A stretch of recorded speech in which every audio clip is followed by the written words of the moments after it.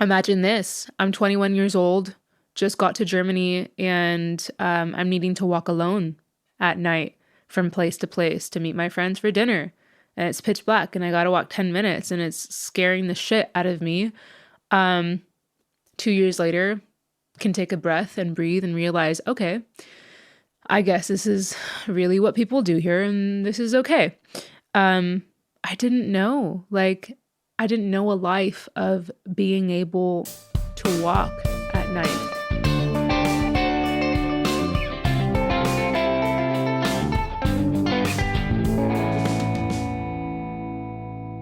Howdy und servus, y'all, and welcome back to another episode of The Pod Abroad. My name is Paulina de los Santos, and I'm an American who has lived in Munich, Germany for the last 9 years. On this podcast, I also have conversations with several of my international friends who are also based here in Munich, and we share our lived experiences and stories, cultural differences here as well. So if it's your first time, thanks a lot for listening in, and consider subscribing, commenting, all that good stuff. Today, I wanted to speak all about reasons why I wouldn't want to move back to Texas. I am originally from Texas. For context, I moved to Germany in 2016 when I was 21 years old.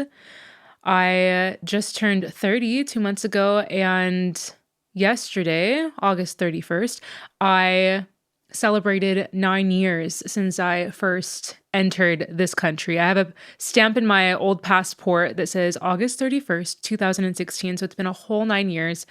And with that, of course, every year comes reflection, brings reflection, and just really looking back and seeing all the things that I've enjoyed here, reasons why I don't think I would want to go back. And I think it's kind of even scary saying that out loud, because for several years I was extremely indifferent, or I guess, is that benevolent? That I didn't know. People asking me back home, like, oh, well, like, would you ever move back? Would you ever move back? And quite honestly, I would always say, like, I don't know, possibly, like, if it felt right. And I mean, I'll never say never. My family and really good friends still live in Texas. I have two brothers, my dad, my 94-year-old grandpa and grandma are there. There's a lot of beautiful things where I'm from. And I want to preface this episode and also saying that this is in no way meant to shit on where I'm from. I guess I'm just kind of going to get real with the feelings that I am confronted with in my brain on a daily. And I think it's nice to kind of share that and share what's on my heart. I think it was last week that there was a shooting in Minneapolis, Minnesota, in the US, in a Catholic church where 2 children were killed and several injured. And in my time here in Germany, many people have asked me throughout the many shootings that have happened in the US, people ask me here, like, oh, have you become desensitized though? Because, like, oh, you must be kind of used to it. And my answer is always no. It hurts every time. And every time something like this happens, I mean, we go through circles, I guess, in our heads, and people in the US say thoughts and prayers, of course, which we all know is inevitably not enough. We go through this vicious cycle of wanting gun control, wanting better for our country. Then there's fights against both parties, and nothing ends up changing. I mean, Sandy Hook Elementary School, the Pulse nightclub shooting in Florida, several shootings in between. Like, we haven't changed, and I quite frankly don't see us changing, though I so deeply wish we could. So those are just some of the thoughts I had, and I wanted to share the story that I wrote back in May 2023. So a little over 2 years ago. And I think that this story is very, very relevant for this episode now. So mind you, I was 2 years younger, and this was just, a story that I had posted online with, like, my deepest, sincerest thoughts. It goes, the last weeks have been particularly hard on me. Reading the news on my home state of Texas at this point is just disheartening and exhausting. There was a shooting near Conroe, where my friend Ashley lives. The man was found in Cut and Shoot. Can you believe that's the name of a town? There was yet another shooting at a mall in Allen, a city where my aunt lives. In my home region of the Rio Grande Valley, a man ran over and killed 8 people in Brownsville. These people were migrants seeking a better life. Most likely a safer life. When will it stop? It feels like nowhere is safe. Growing up in Texas, I was acutely aware of the violence around me, though it didn't feel nearly close to the magnitude of what it is today. I'm not sure I want to have children one day, though I often do sympathize for people doing so right now in Texas, in a country/state where there is no minimum wage for maternity leave, where 6 weeks of paid maternity leave is a dream, and off goes the newborn to a daycare because the mom has to work to live. You know, I'd never heard of paternity leave until I was 22 years old and in my first working student position in Germany. I was stunned and still found it amusing that it had never crossed my mind in the US that maybe, just maybe, a father or both parents should be involved in raising their child. What a concept. Parents in the US have to worry about their children in ways that here in Germany, one never fathoms. Parents in Texas are equipping their children with bulletproof panels in their backpacks. Their children are going through active shooter drills starting in elementary school. In Germany, children are walking to school alone, playing on the playground alone. The US is feeling like a bad dream, though it's not a dream. And this reality is what the country has become. How is it that people can honestly believe that they're living in the greatest country on earth? The amount of brainwashing is astonishing, and quite frankly, I feel really sorry for these people. It's incredibly sad that they have not accepted the state of their environment as normal. That they have not only accepted the state of their environment as normal, but think that this is as best as it gets. It's a level of delusion and ignorance that is oddly understandable. Ignorance is indeed bliss, and it's so easy just to accept things when that's the standard mindset surrounding you. I have to humble myself and remember that I was once the girl who protested outside of an abortion clinic when I was 15 one Saturday morning. My Catholic church had told me to do it for the babies and that there would be lunch provided. That was enough for me, and I'm sure in that moment I genuinely thought I was doing good. I've come so far. I have a necklace in the shape of Texas that I've worn almost every day the last several years. A symbol of my pride for where I'm from. A symbol for the love I have for my home and the people there. For the first time, this past week I felt an ugly feeling while putting it on. I don't know what to make of that feeling, but I'm still wearing it. I often feel guilt for leaving and never moving back to do anything about it. Who am I just to bitch from afar? This year, I was proud to have gathered $2,500 in donations from my former high school classmates to provide scholarships to 4 students. $625 isn't much in a country where higher education is a business out to suck you dry, though perhaps the small things help too. I so deeply wish that students could pursue higher education without going into mass amounts of debt. In moments of deep anger towards my home state, I remember the great people who are there actively trying to make it better for so many. My younger brother, who is currently in a firefighting academy right now, shout out Kiko, 2 years later, he's a firefighter. Anyway, he wants a life of doing good and helping those in need. Osmara is working for Texas Rising, fighting for inclusivity, equality, and social justice. Cody is becoming a lawyer, wanting to defend those in need. Luis, being a nurse, having worked through COVID and still working crazy hours every week, these people and many others inspire me and are the reason why I haven't completely given up hope. There is still so much good. Don't get me wrong. I don't think you have to work a life-changing job to do good. Spread life-changing energy. We can all spread kindness every day by the people who we interact with. Don't be a dick. And then I wrote, though Germany desperately needs this message.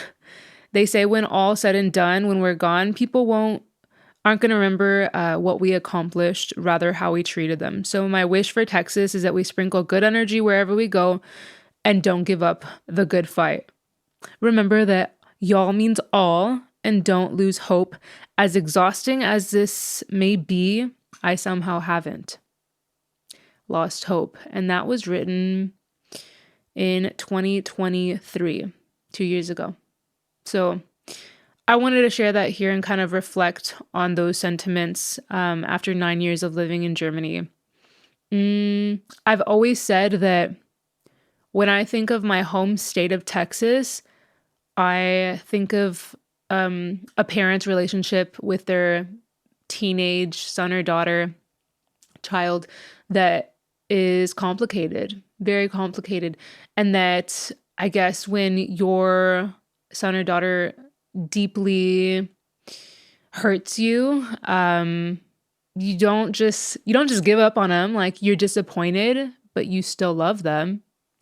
And that's a bit how I feel towards where I'm from. I am constantly being disappointed, and yet I still deeply love where I'm from. So it is conflicting. And I think a lot of people who leave their home countries or states that feel problematic to them can also relate with this feeling of longing for the beautiful people and culture that you know, but the confliction that also relates to government and everything in between.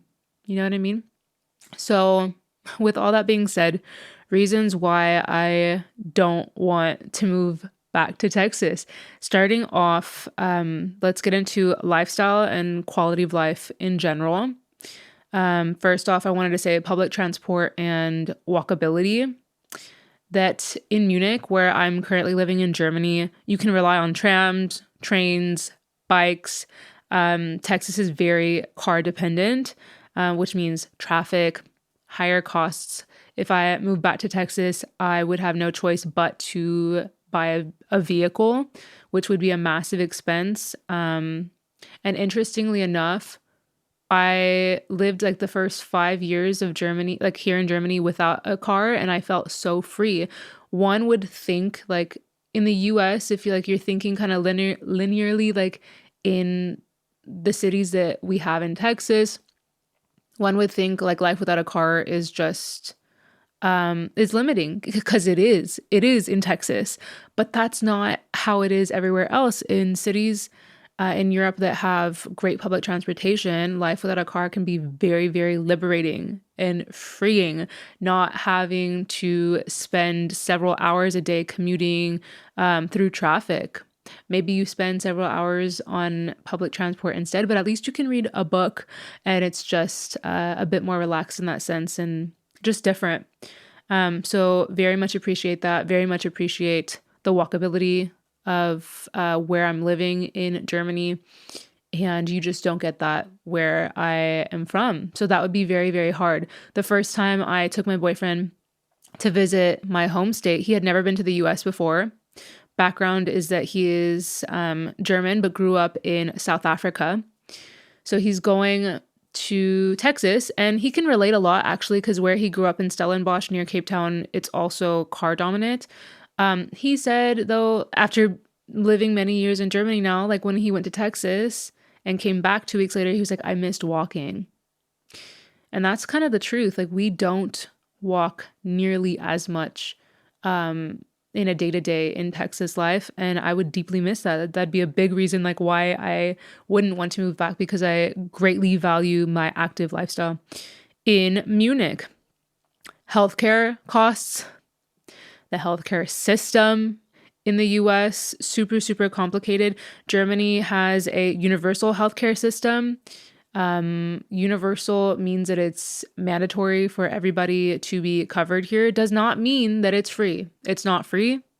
You're forced to pay for it, but it's for the best and something that I am greatly appreciative of. You don't get price gouged in Germany the way you do in the US through private hospitals and with your private insurers. It makes me so mad how people don't find out like what their bill is until they've already been charged, and you have to ask for an itemized list, and you see that like they're adding all these expenses. It's just insane. Or when you look at the costs of essential medicines, you just kind of can't believe that that's the reality, and it is in the US, and it's disheartening. I think like the struggle of healthcare is something that like I could hope majority of Americans can agree, regardless of which political side you lean, is like that healthcare is a big mess. Like the system in the US, which is of course interesting because I've always said like we have some of the sharpest, brightest, most intelligent minds as well that go to study and become doctors in the US, some of the best in the world, best of the world surgeons and care, but for the people that can afford it. So that's a big difference. Something, yeah, that I wouldn't be happy with. Of course, all of this, like take all this with a grain of salt. I might move back to Texas one day. I don't know. But just something that I would deeply consider. Another thing is safety, of course. I know better now. Growing up in Texas, I don't think I was necessarily concerned because I didn't know, you don't know like your true situation until you leave it.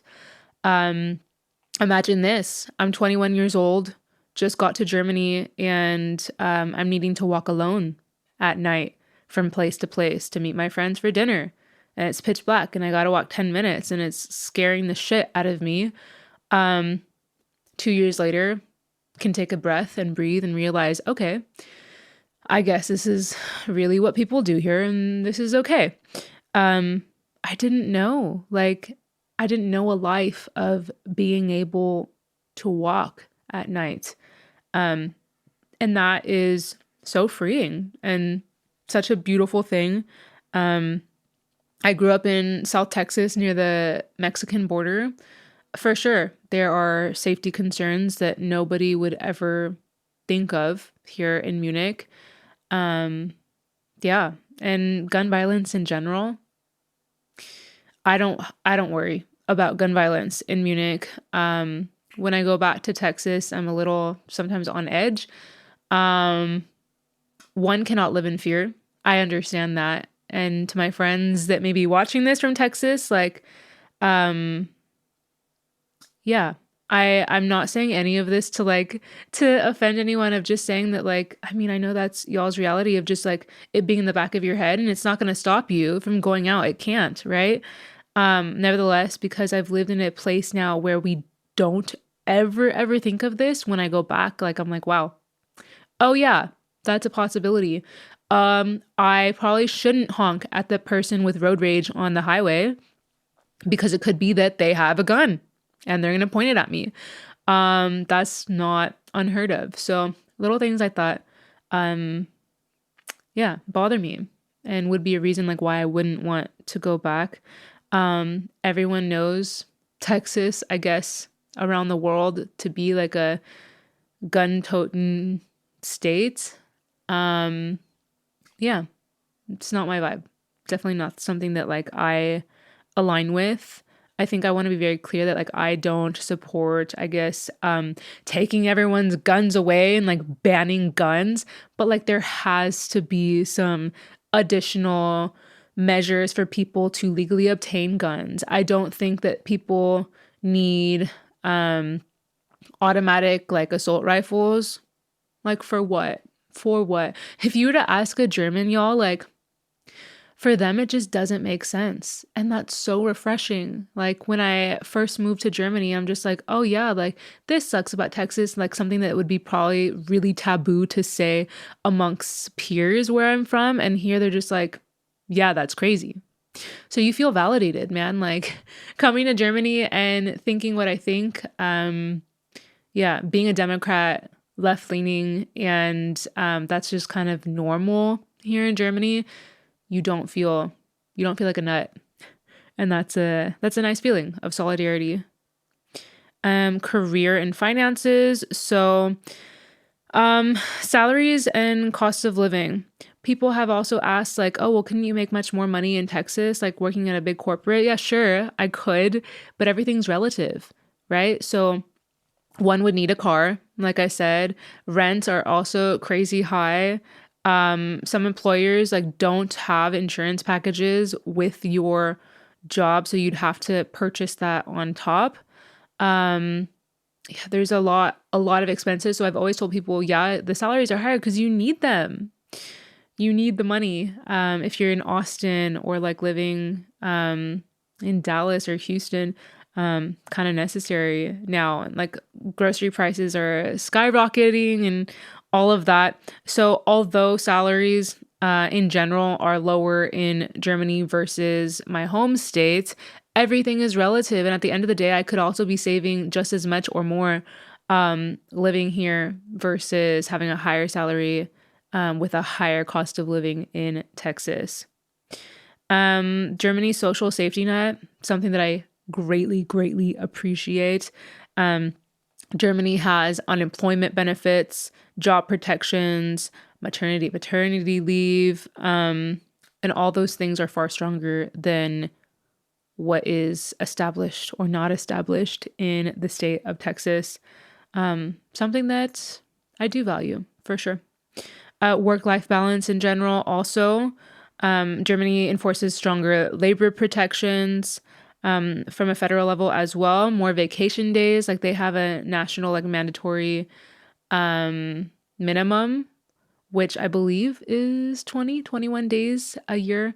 Shorter working hours compared to most jobs in Texas as well. I mean, this is a generalization, but in Texas, people are also paid like on salary. So sometimes if you have overtime, that doesn't factor into your pay. Whereas like at many big corporates here in Munich, if you're not at an executive or higher level, you're tracking your hours, which is something I think is very, very cool. Moving on, political climate in general. Texas has more conservative policies against women's rights, immigration, climate change, gun laws, LGBTQ plus laws that I just am not in alignment with in any way, shape, or form. And that's something that deeply bothers me. When I think about this, I think, of course, like maybe one doesn't feel that on a day-to-day basis, like the actions of your state government. But more and more, like it is becoming apparent to people. Like, I think anyone anyone in Munich could agree that some of the legislation that Texas has passed, like, is so barbaric, outdated, and there's just so many things. Like the Texas government consistently lets me down. I think the last few weeks, I'm like in my whole world of reading the news, and I'm sure like any German watching like maybe not be like might not be aware. But there is a lot of gerrymandering happening right now in Texas, and it passed because they're trying to get more seats from Texas. And gerrymandering means that they're redistributing voting districts within Texas to benefit Republicans right now. So because of that, Texas Democrats left the state so that the bill wouldn't pass. And nevertheless, it did when they had to return. It was just very complicated and very sad to see the desperate measures that Texas politicians are taking in order to still remain in power and to like please the president. just playing dirty. And it's just something so sad. Sometimes I'm just like wondering with the Germans, like, what is wrong? Like, how can they not see the harm that they're doing on their own people? Nevertheless, it persists, and it's just something that like I get exhausted by. Um, I realize, like I said, reading the news and everything, like I'm only going to see the worst of it in Texas. There are so many incredible people fighting hard for Texans' rights on a daily, and I have nothing but respect for them. Um, Nevertheless, it's just, yeah, it's very sad reading all these new tidbits of information about what's happening in Texas. And yeah, I mean, at the same time, I could say, of course, like politics in Germany, like um, aren't the best right now with the rise of the AfD, the AfD party. Um, that's like extreme right wingers. So yeah, oof, politics in general, right? Super painful when I think about Texas. Some more practical things moving on is the weather. So it's not going to get any better. It really won't. Like in Munich, we have 4 seasons that we can very clearly distinguish by for the most part. Except it's been raining this past summer, so don't know about that. But in Texas, we kind of just have 2 seasons, hot and hotter. And like I said, with the rise of climate change, like the intensity and frequency of catastrophic events will also, yeah, increase. And as, yeah, the weather will get hotter, it's just like not going to get any better. And that's the reality, the dark reality. Also, I'm like reflecting on this summer in general and the flooding that happened in Texas, that took the lives of so many at the summer camp, Camp Mystic. I was in Texas back in June when that happened as well, and just devastating. And one begins to wonder, like, how can we better prepare ourselves for these inevitable events that will return. And that does go down to policy and political spending, and like there were just so many things that went wrong. That I saw videos online of city officials from that area in Texas like saying we don't want handouts from Biden, like when they had been identified as a flood zone and wanted to fund sirens, things like that, like that just make sense. During the whole incidents, people were saying online, like, don't make this political. It's a tragedy. This is so sad. Now it's not the time to talk about politics. Two things can be right at the same time. It can be extremely tragic and political. And I think we often I go back to politics knowing that nothing changes with hopes and prayers, like hope and prayer. That's a sad reality, right? Hope and prayer is nothing without action and legislation. And sometimes, yeah, that's just so fleeting. Like I don't hold so much hope when Texas repeatedly votes against things that could be helping communities. Geography in general. I think it would be hard to be in one place for so long. I know Texas is not far from like Central America, from Mexico, of course. And the US is a country of great diversity as well.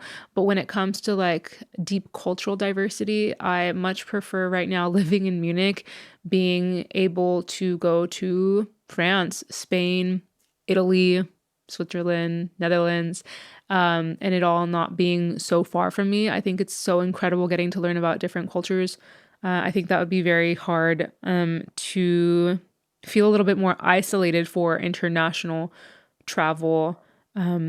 Being in Texas, just a small thing. I mean, of course, like it's a luxury for me to and a privilege to be able to experience all of these very different cultures around me right now in Munich. That is not a given. I didn't leave my home state of Texas until I was 18 years old for the first time internationally when I went to Paris with my university, Texas A&M, and that kind of opened the doors and like opened my eyes to see a little bit, yeah, a little bit more of our world. And leaving the state is a massive expense, even for middle class families, to be able to go on vacations out of state, much less internationally. Like that's just also another, yeah, massive expense and not incredibly common, I would say, from a middle class family. Reasons why I would want to go back. I mean, my family's there and it's still my home regardless. So I think that's like, I finished up what I wanted to say about reasons why I wouldn't move back. And when I was thinking about what to say in this episode, I was really reflecting on all the things that I'm so grateful for here in Munich. And I will post an episode all about like reasons why I think that Munich is the best city in Germany. Nevertheless, oof, it's hard, right? Like looking back and thinking like, why wouldn't I go back to my home state? And for many people in Germany, maybe a few years ago, not now, they probably like a lot of them wondered like, well, why aren't you going back to the US? Like, oh, I would kill to go to the US. The US is so cool. Y'all, I don't think we have that reputation anymore. A lot has happened in the 9 years that I have been here. People aren't craving the American dream propaganda that the US is still trying to sell. It's just a different time. And yeah, I'm very, very grateful for my life here. I think every year I'm probably presented with the question in my head of, should I go back? What does my life look like the next 5 years? And like I said, for many years, I was extremely indifferent. And now I am becoming more and more confident with seeing the next few years of my life, my long-term life here. Oh, it also makes me nervous saying that, right? Like nothing in life has to be permanent. But I really prefer the life that I have built here right now versus where I'm from.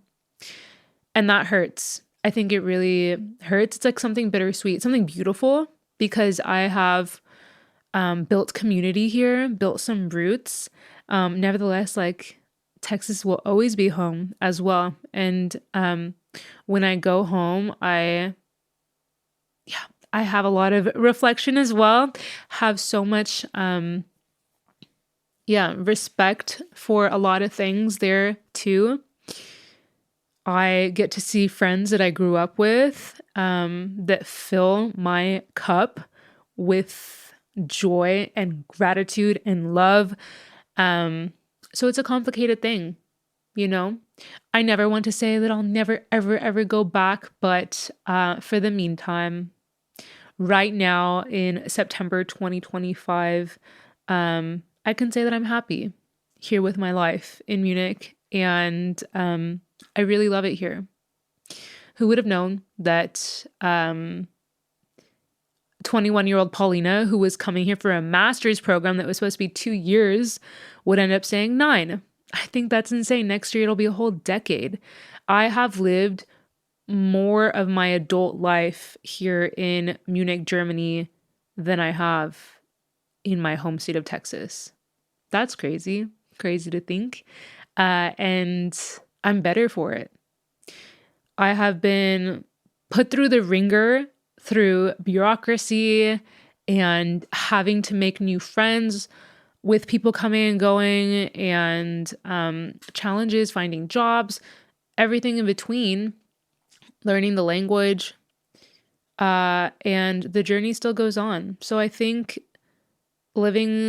choosing a life of being an immigrant and living in a foreign country doesn't just come with positives. I also made a video a few weeks ago saying like reasons why you should move to Germany, and only said the positive things, though natürlich, like there is of course so many challenges that come with life of living abroad. But for the most part, I am, very happy here and grateful.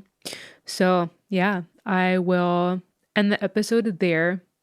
Thank you so much for listening. If you have any perspective, comments, questions, feel free to leave them down below. I would love to see them. And yeah, thanks a lot. Until next time. The Pod Abroad's video, audio, and music is produced and edited by Tim Teherne. Make sure to give us a follow and leave a comment if you like this episode.